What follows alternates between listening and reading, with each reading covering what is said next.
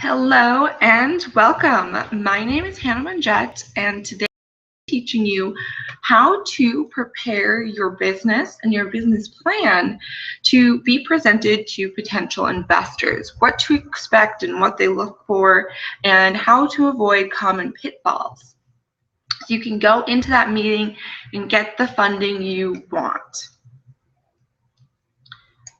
Just going to share my screen with you guys and then we will get started. All right, so again, I'm Hannah Monjette with hannahmonjette.com, and I help startup businesses and established businesses develop the strategy and the business plan that they need to get the funding that they want and they need to grow or start their business. I also have a virtual course that does a little bit more do-it-yourself with video courses and group coaching as well as one-on-one coaching.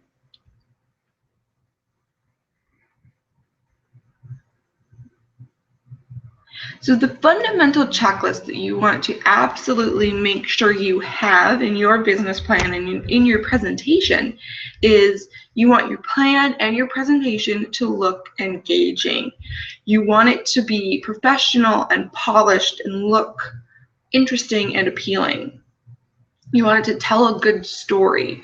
You know, good stories sell, and any person who is great at presenting or writing will tell you that the way to sell your idea or your product is to tell an interesting and compelling story. Of course, we want it written in a professional business manner, but we still want it to be compelling and engaging.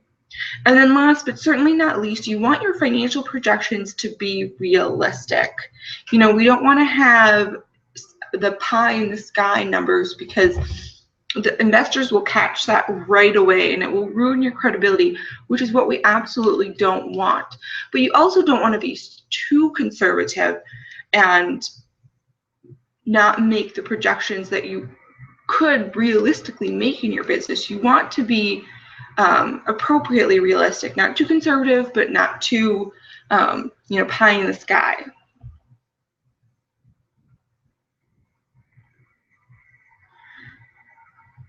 All right, the look and the feel. You know, it's okay to be creative. You want to stand out and you want to make a memorable impression on them while still maintaining a professional appearance. You know, you want to have your own voice and you want to have your own style and be authentic to who you are as an entrepreneur and what your business is while still maintaining a professional appearance. And you want to be able to speak in your brand voice. So what does that mean? You know, and people at Apple, they have different lingo, they have different ways of speaking than those at Microsoft, for example. So whatever your brand is, you want to speak authentically to it. You want to not go into a meeting and speak with a very generic tone. You want to really bring out your brand voice because that will also help you stand out amongst the competition. And pictures, graphics, and infographics, they are worth 1,000 words. You know, we don't want a ton of pictures and graphics, but you want, a good amount because some investors will just skim through your business plan. You know, for better or worse, you want a complete comprehensive business plan, but not every investor is going to sit there and read it word for word. So the more pictures, graphics, and infographics you can give them, the better. This is especially important in presentations.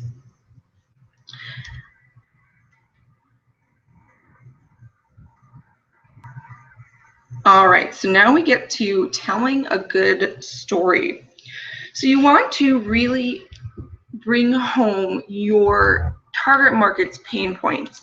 What are they struggling with? What are their obstacles? What is it that they need to overcome, or what is it that they want to overcome? What void in their business or their life or their relationship? What is it that you are filling? What need are you bringing the solution to, or what want are you bringing the solution to? You really want to bring home those pain points. So for example, I just worked with a client who is developing a prenatal fitness program for women. And we were going over their pain points. So yoga is a part of it. So we brought out that, that this exercise program with yoga will help them overcome weight gain, ankle swelling, fatigue, backaches, headaches, and it will help ease labor and delivery. And then we backed it up with research. So we really, hit on those major pain points that pregnant women are having and saying, okay, but we have a solution for you, and this is what it is, and this is why it works. And we also use some customer testimonials. So you really want to do your market research and really get to know your market, get to know your niche, get to know your ideal client, and what is their pain points, what is it that you are solving for them.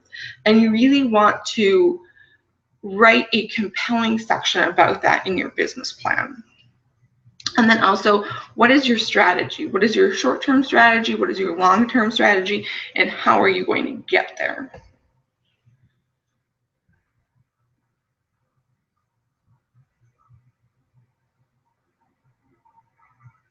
You also want to talk about your competitive advantage.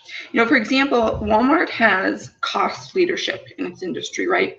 That is their competitive advantage. They consistently advertise and promote lowest prices, price rollbacks. That's their competitive advantage. Well, Apple's competitive advantage is differentiation from other players in the market.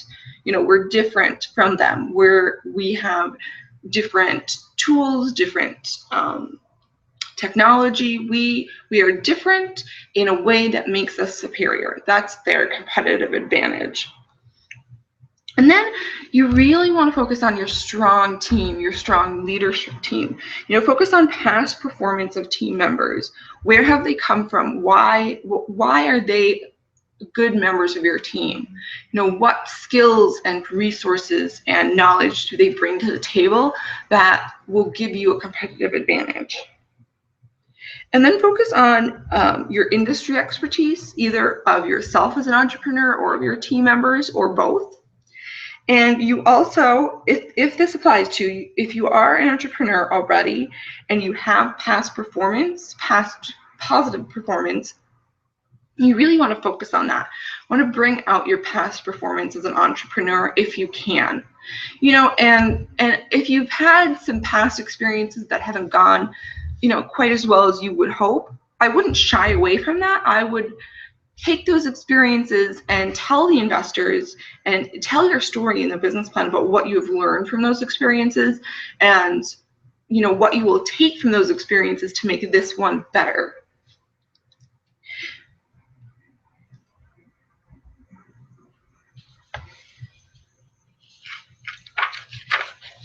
All right, realistic projections. So, numbers can be really tricky for entrepreneurs if finance isn't your background. And for so many entrepreneurs, finance is not your background. Your background is in what your business is, what you love doing and what you are pursuing as a business. So, if you decide to get help on any aspect of your business, I would definitely suggest getting help with your financials. It really is worth every penny to have realistic projections with numbers that are manageable, and also to have projections that you can explain. And so you want to work with someone, if you do decide to work with someone, that will work with you and explain what these financials mean, what these projections mean, where they came from, and so you can confidently explain them. And so going back to the numbers a little bit, and this is for revenue and expenses, both sides of the coin. So for personnel and marketing, you can use industry metrics, sort of industry standards, by doing some research. Those are two categories that will probably be right on with competition. So you can easily use industry metrics for that. You also don't want to assume that you can run leaner than your competition. So You know, unless cost is your competitive advantage, or unless lean operations is your competitive advantage. If that's not the case, and that those are not your competitive advantages, which most times they're not, I would definitely suggest taking the assumption that that your expenses will be similar to your competitions, that you won't be able to run leaner than them. Maybe you will be, and that's great if it ends up that way, but realistically, that's probably not the case, and investors know that. So you want to look at your competition, look at their quarterly reports, look at their annual reports, and see where they are, what their expenses are like, and know that yours will probably be somewhat similar. And then the valuation. So valuations, they're really, especially for startups, can be tricky. And entrepreneurs, as entrepreneurs, you want to make sure you keep your head out of the clouds, because you don't want to lose credibility. And this is an area that you can easily and quickly lose credibility. You want to make sure you go in there with a realistic valuation that you can back up. And remember, investors want to invest in a business that can grow and develop rapidly. So if you start out with this, a very large valuation, investors will wonder, well, where do we have to go? Where is the room for growth? But you don't necessarily want to underestimate yourself either. So valuations can be tricky. Again, this is a great area to get some outside help. All right, so let's talk about the different investors you can target. Friends and family are certainly people you can approach. Their average investment usually is around $5,000. So you're not going to get a ton of money from them, but I wouldn't cancel them out as potential investors. Angel investors are another one, and their average investment is about $275,000. And then venture capitalists is who you go after if you need, the big bucks, and $9.5 million is their average investment. So we'll talk a little bit more about each of these types of investors next. So friends and family, they're a little bit more personally involved. They want to see you succeed. They, of course, want a positive return, which every investor wants. And they want to get in on something exciting, something new, something from the ground floor that they can see grow and develop and see you succeed. So they're more personally and emotionally involved than other investors would be. And again, their average investment is about $5,000. Now, angel investors, they always look for early stage companies. So they're always, if you're a startup or if you have an idea that you want to start, angel investors would be a good prospect for you. They want to make sure you have a sustainable competitive advantage.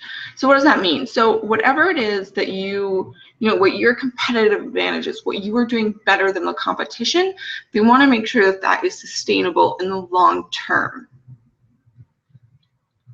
So you really, if you're going after angel investors, you really want to, bring that to the forefront and really put a lot of focus on that in your business plan. Industries they have experience in or passion for. So angel investors typically invest in industries that they really love, that they have prior either investment or personal experience in running as an entrepreneur. Or, sometimes you'll hear angel investors talk about pet projects. So, these just mean things that they're really excited about, they really want to see come to fruition, that they really want to see go to the market, and that they just have a lot of passion and love and energy for. And they also look for strong leadership teams with no signs of tension. So you want to have a good, solid leadership team who is committed to being in the startup for the tough parts. Starting a business isn't easy, so you really want to make sure that you have the members of your team are really committed and passionate for what you do and really invested in the business. And you want to make sure you convey that to these angel investors. Now, venture capitalists are sort of a whole another beast. They want experienced entrepreneurs, and entrepreneurs, not only just entrepreneurs who have had tried to run businesses, but who have had success. So you want to have a good, solid track record if you go after venture capitalists. And they will invest in companies who are looking for more sizable sums.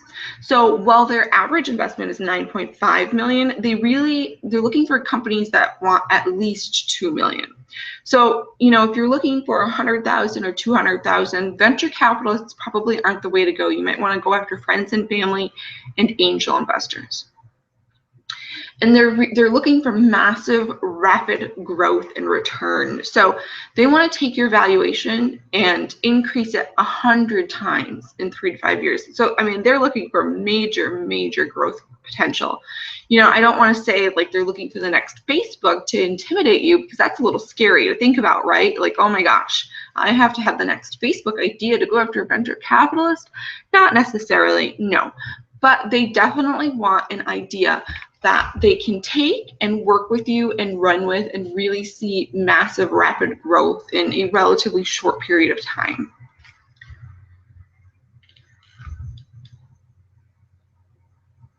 And that is sort of an overview of what you need to include in your business plan and in your presentation when you go to pitch your idea or your business to potential investors.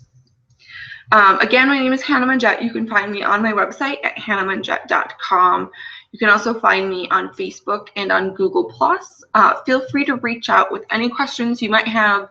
I would be happy to answer them and happy to assist you in any way possible. Thank you very much, and I wish you the best of luck and fortune with your business.